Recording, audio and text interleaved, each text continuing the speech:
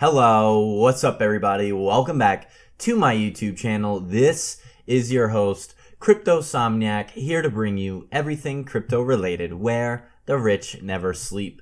Today we're going to be breaking down Civic, your identity on the blockchain, and I want to dedicate this video to this guy right here, Bangless Steve.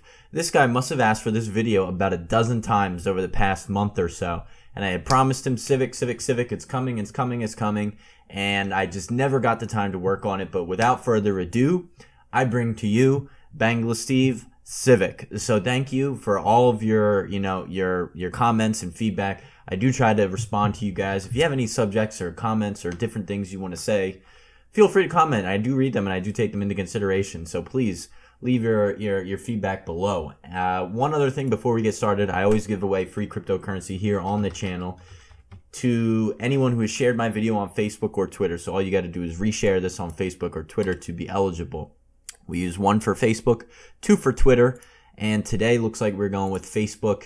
Yesterday, I had 5 shares on my Facebook videos, so we pick a number between 1 and 5. And number 3, won yourself some free crypto. I'll tag you once this video is uploaded, Renee C. Toyer. I'll give you some free cryptocurrency. Get in contact with me. I'll tag you in the picture, and we'll get some free cryptocurrency over to you. Without further ado, let's jump into the presentation here on Civic. So, Civic is your identity on the blockchain. So I'm really excited to present this to you. I think this is a really strong token project, cryptocurrency, whatever you want to call it.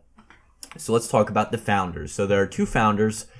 Vinny Lingham, who is pretty well spoken in the community. He's from South Africa. In fact, he was on the Shark Tank in South Africa, which is pretty cool. He's a very good guy. He's clean. He is in a lot of different interviews. You can find him on YouTube a lot. He's the founder and CEO of Gift, sold in 2014. And he's also a blogger on Medium.com, a really good website to check out if you're interested in cryptocurrency news articles and whatnot. Jonathan Smith is the CTO, the Chief Technology Officer. He was also featured on Shark Tank in South Africa as well. He is the VP, the Vice President, and Global Head of Platforms at Gempact Headstrong Capital Markets. So they have a good, strong background. Again, these are the 2 co-founders or founders. But let's jump in and talk a little bit about what Civic is used for, and then we'll break down some of the problems that it's trying to solve, how it works, and the future for Civic. So Civic is used primarily for identity verification, and I might shortcut and use the term IDV, Identity Verification Service or Services. And what this does, it complies with this is another acronym that you should get familiar with, the Know Your Customer KYC regulations for a lot of financial institutions. KYC is the process that a bank takes to get to know you, the documentation and forms that they have to fill out to essentially add you to the database. The ability to share personal information without being compromised. So they move identity verification systems to the blockchain and making them, a lot more secure and immutable. Some of the examples of information that you could store are your name, your birthday, social security number, your address, email, and much, much more. Again, it utilizes the technology that blockchain uses, so you can locally store your data as opposed to having it stored by a third party or owning it, and having control over its data and being susceptible to breaches. Data bank of your personal information. So essentially that's what Civic is. It's really a data bank for all your personal info. In 2016, 15.4 million adults alone in the USA were convicted of identity fraud. So Civic will aim to solve some of those issues here.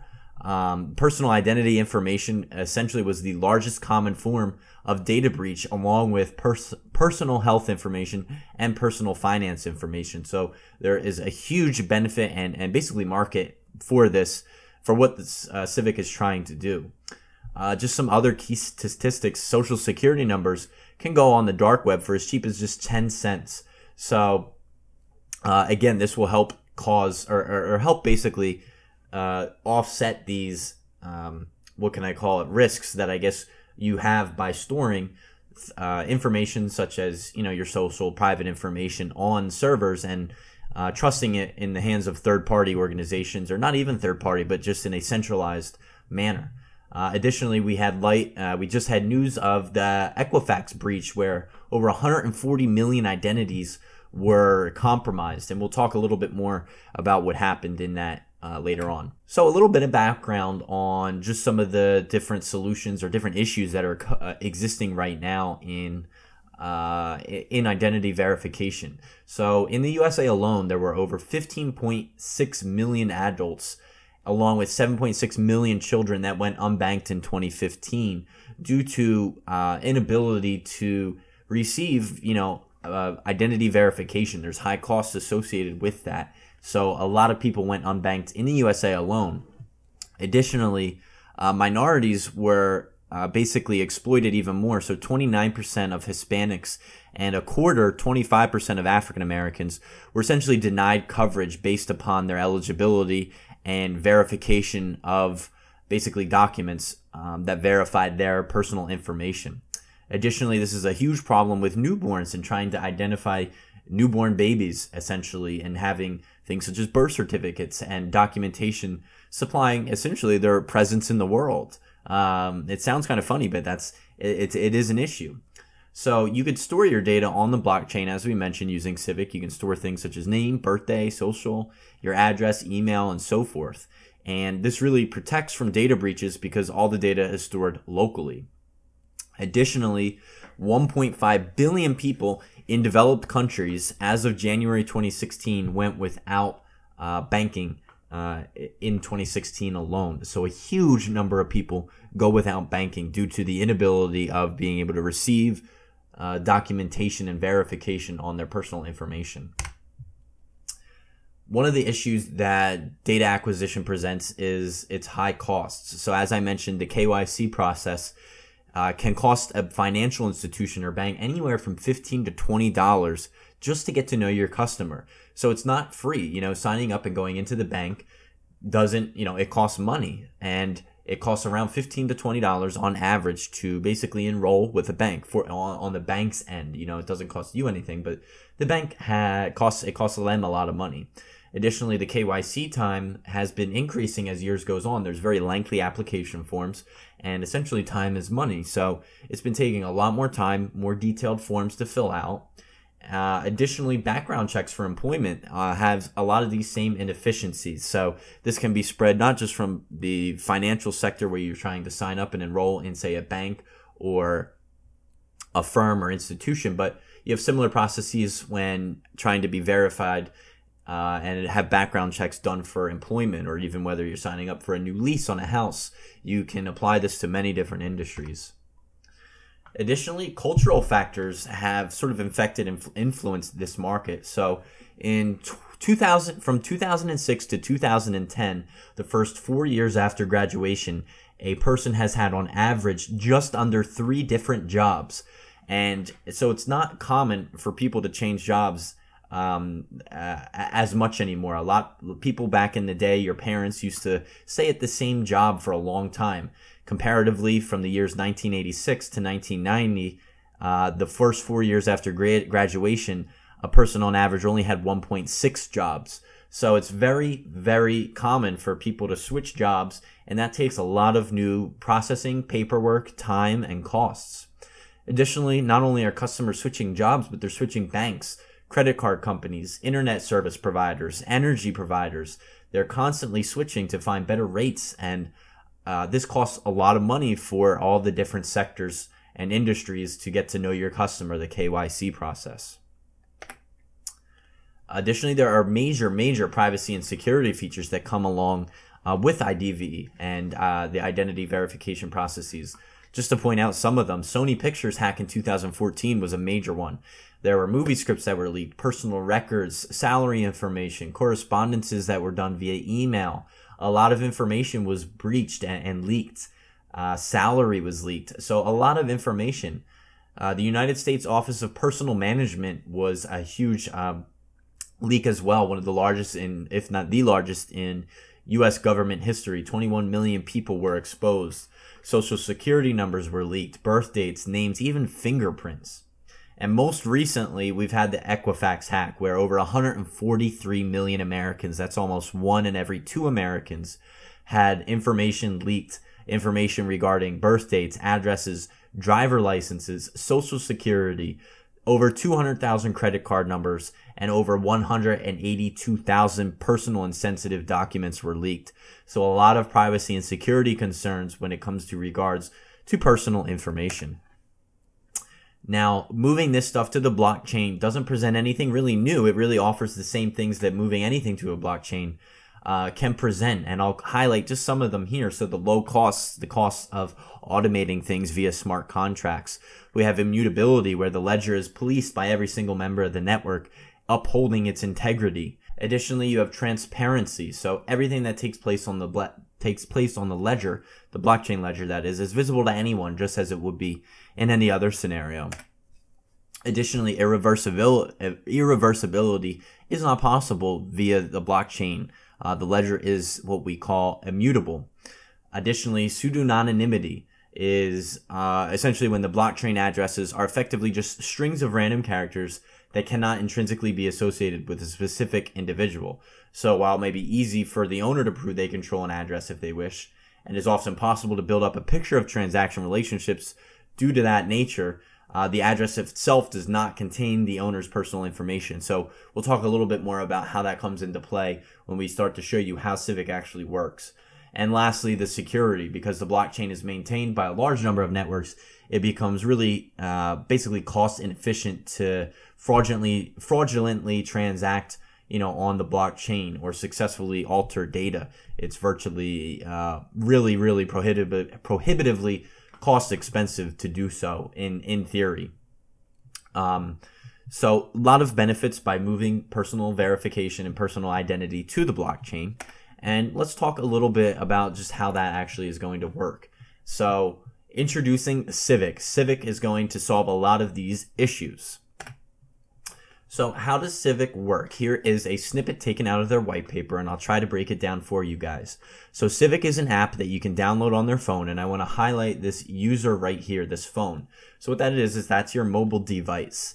And you can have, you see below it, identity requesters. You can have people request personal information or other data and send that request directly to your phone. You're able to then supply that requested data and proof of ownership from your phone via this whole process that takes place on the left. So how do you get your requested data and proof of ownership over to them? So you can submit basically, the request or release of information, but how does that identity requester actually validate that? That takes place through Civic, or basically identity partners, through this process called attestation. What that is, it's really basically the process that a partner, an identity partner, would take to verify your information and then stamp that and approve it onto the blockchain and say, yes, this was, proven. So what you do, you can see the user, your cell phone again, and you can send your proof of identity, for example, things such as your driver's license, over to Civic or an identity partner, and they will stamp it and approve it. If everything is good, they'll cross-check it in public databases, wherever, and basically stamp it and say you're approved, and they'll place that stamp basically on the blockchain, the attestation. And then you'll receive that authenticated data back once they process it. And then the identity requester is able to receive that information via the blockchain. So you can release that request basically directly from your cell phone. And then the blockchain is able to send that data successfully over to the identity requester. Additionally, there are a lot of incentives to using the Civic platform and the Civic ecosystem. So they're here in the green circles highlight basically opportunities to be rewarded with Civic tokens. So there's a bunch of different ways you can earn Civic in the platform. So starting with the user, just by signing up for services and proving your identity, you receive Civic tokens. Additionally, service providers can receive tokens by validating your identity. And other service providers are able to use this information as well. So, for example, one service provider can submit proven validated identity data over to another service provider, A or B, and get paid for doing that process, so it doesn't have to be repeated. So, for example, say Citibank doesn't need to necessarily approve you again if Wells Fargo already had done it. Wells Fargo could essentially be paid to supply that information to Citibank. Additionally, users are incentivized to introduce new users to the platform, and they will also receive or be rewarded with tokens as well. Now let's talk a little bit about how this process would look like as a user tries to basically prove its identity or personal information to provider B via service provider A. So breaking this down, here on the left, you have a user at the top of this chain, starting with number 1. So a user could essentially apply for a product or service from service provider A and sends them that required personal information via the Civic app on their phone. Secondly, the service provider A verifies this user's personal information using its existing verification methods. Then, by reference to the personal information stored on that user's device, the service provider calculates the hashes of that personal information and records that attestation to the blockchain. You can see the blockchain in the middle here between the dotted lines. Later on down the road, the user might apply for a product or service from service provider B, and that is highlighted by step 4. Then in step 5, the service provider B basically requests all the access to the information or certain portions of the information and that personal info from the user from their cell phone. So anything that service provider B is willing to accept gets sent to their phone or from their phone to service provider B. And the Civic app will basically determine whether these requirements are met via smart contracts. Sorry for that little blip there. So assuming the user has and is willing to share that requested data, service provider B and the user basically agree on a pricing contract. This is step 6. So basically a price is set between the two parties, and that a pricing contract is then created. In step 7, the user then sends provider B an outline of all the types of data that are in the attestation. And what service provider B is then able to do is then check that the hashes match up with what's on the blockchain to see if that data is basically verified or correct. What this does, it basically confirms the availability of that requested data. And if it's satisfied with the resulting hashes, service provider B can then purchase that attestation through the user yourself. Once provider B has paid that amount in Civic tokens, that gets basically held in escrow. The user then can send services to provider B the personal information. Then in step 8, the service provider can pay the user in Civic tokens, and the Civic user can release the information via the Civic app and send service provider B that personal information essentially in plain text and release it to him. And then to complete the transaction, the user basically triggers the release of those Civic funds from escrow, and they are shared between the user and service provider A, who basically receives a portion of those tokens because you were able to verify yourself, through service provider A to service provider B. So it's a little bit tricky and a little hard to understand. There's a lot of steps here and it's quite confusing, but hopefully that process makes sense.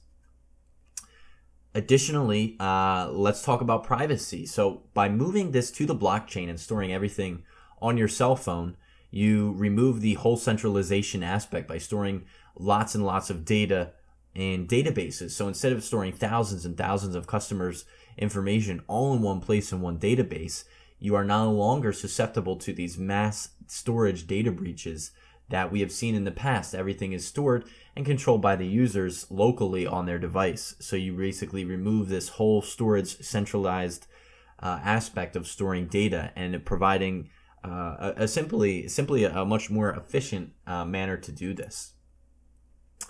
So in conclusion, there are basically a lot of improved efficiencies by moving verification identity services to the blockchain. You have faster, it's immutable, reduced overhead, we have reduced cost, lots of paperwork is cleaned up, we don't have to repeat these processes over and over by verifying yourself for different things. We have less chance of fraud. Things are faster, and primarily, especially for the end user, we have a lot more privacy and control, at least the user does, with respect to their sensitive and personal information, which is, the biggest selling point of Civic. And I want to end this presentation with this quote taken directly from the last paragraph of the Civic white paper because I couldn't find a better way to summarize this other than just reading it to you guys. So this is Civic in a nutshell.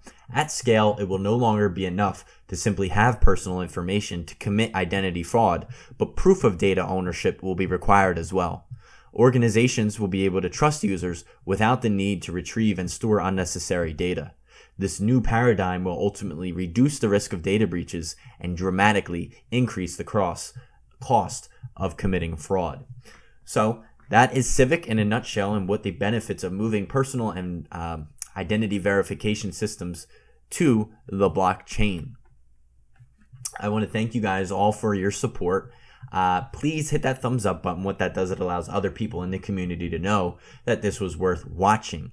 Additionally, if you're not a YouTube subscriber, please hit that subscribe button. We make these videos here every day.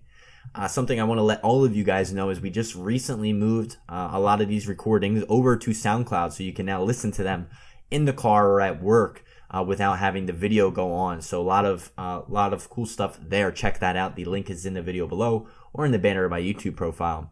Additionally, if you're new to cryptocurrency, my course over on Udemy is one of the best places to start. It's $10 and you'll get everything you need. Additionally, we also set up one-on-one appointments, which you can schedule via the link, again, in the description of the video below or in the banner of my YouTube profile. As a matter of fact, you can access all of these via the link in the banner of my YouTube profile. Additionally, if you're not a member of the Facebook group, please head over there. We do a lot of live videos there several nights a week and answer questions that you guys have.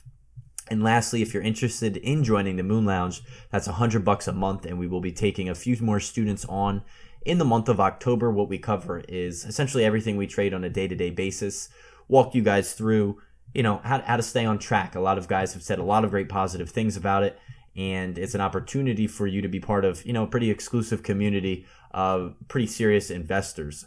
So you can access all of that information in the links below, and thank you guys all for tuning in. And remember, stay a crypto somniac because the rich never sleep.